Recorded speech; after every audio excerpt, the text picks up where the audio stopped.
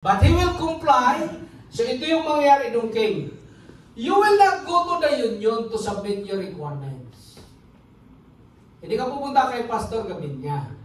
Ang pupuntahan mo si Pastor Caspi. You will report to the conference, every monitoring to the conference, and if you are approved by the execom of the ministerial council of the conference, you will be approved by the execom. At ang execom, ito yung process niya. Nandan din yan sa document, mga kapatid, na sinend ko na sa inyo. Ang execom ng conference mo or adcom ng institution, siya ang mag-endorse sa union. Sa 2 to 5 years, in the Luzon requirements, ito yung gagawin niya.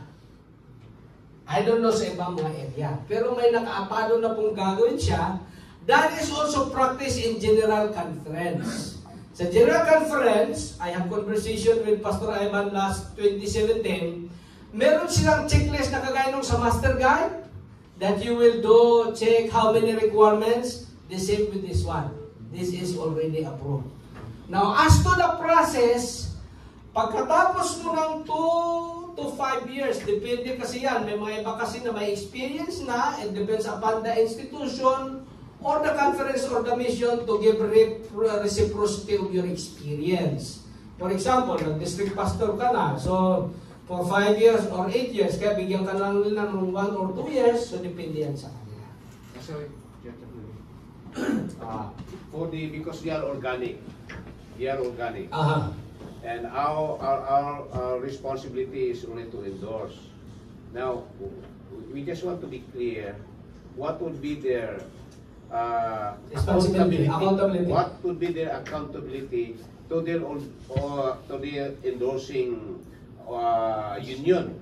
Because the possibility is, anyway, I am organic chaplain. So now I'm endorsed. I'm already organic, so I can just do anything.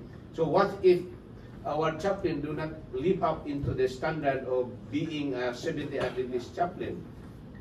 Since he is already in the organic work, can we remove him in the chaplain because he's no longer living up into the Adventist?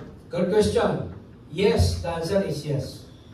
Now, you know Pastor Peralta, right? Our former Pathfinders. He is not chaplain.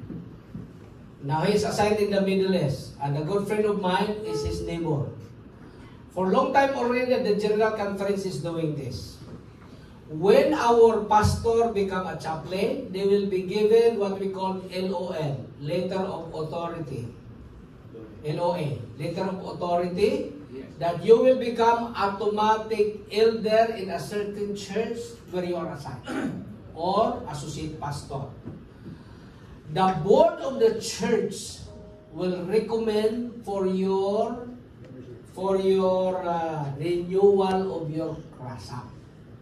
So their accountability to control, kahit na-assign ka na, endorse ka na.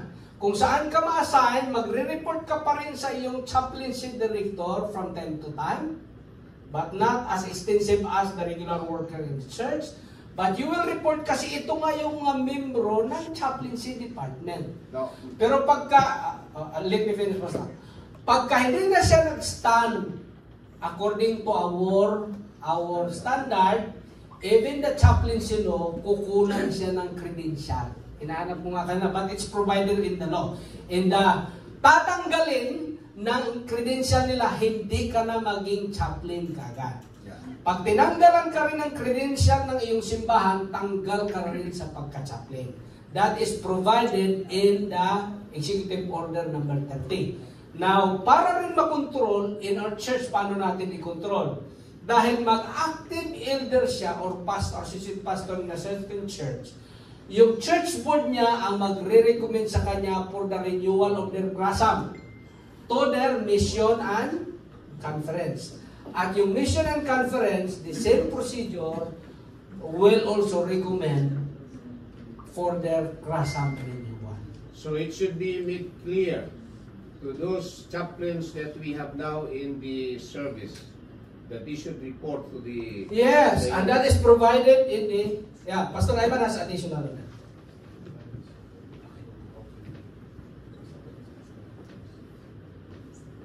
That's the end.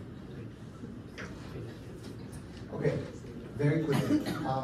When they sign the covenant, the endorsement covenant indicates, if you guys are using the same covenant that we Yes, have, we use the same. if you do not present a report for 2 years, and chaplains are supposed to present a yearly report for their endorsement for 2 years, you will be revoked, you will have revoked, your endorsement revoked. Therefore, if your endorsement is revoked, your credentials are also revoked until you The process again.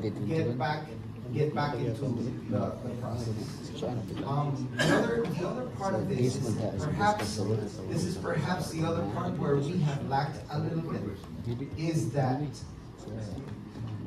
the chaplain needs to be attended just the same way a pastor is attended by the ministerial director. And that is the job of the ACM director at the local conference. They need to follow up with them. They need to be on top of them. They need to have their annual reports. The annual report of a chaplain should be sent to the endorsing organization, and copies of them need to be sent to the local conference and the local union, so that they have copies of everything that is being done. We recommend at the general conference, those who are not, like if there is a military chaplain, for example, come on Lemuel, you're next, so come get ready. If there's a chaplain that is a military chaplain, they need to send a letter to the local conference and the local union every year, reporting his duties and reporting the things that he has done, that they have done. So that way, everybody is aware of everything. And that also, those visits that the endorsing body, and the local union and the conference are doing on a regular basis will also give us a temperature on how they are working within their bounds as a Seventh-day Adventists. We've had situations where we have had to withdraw endorsement and even separate them from church because they have not been ethical in their behavior. So we have all that. We have all that.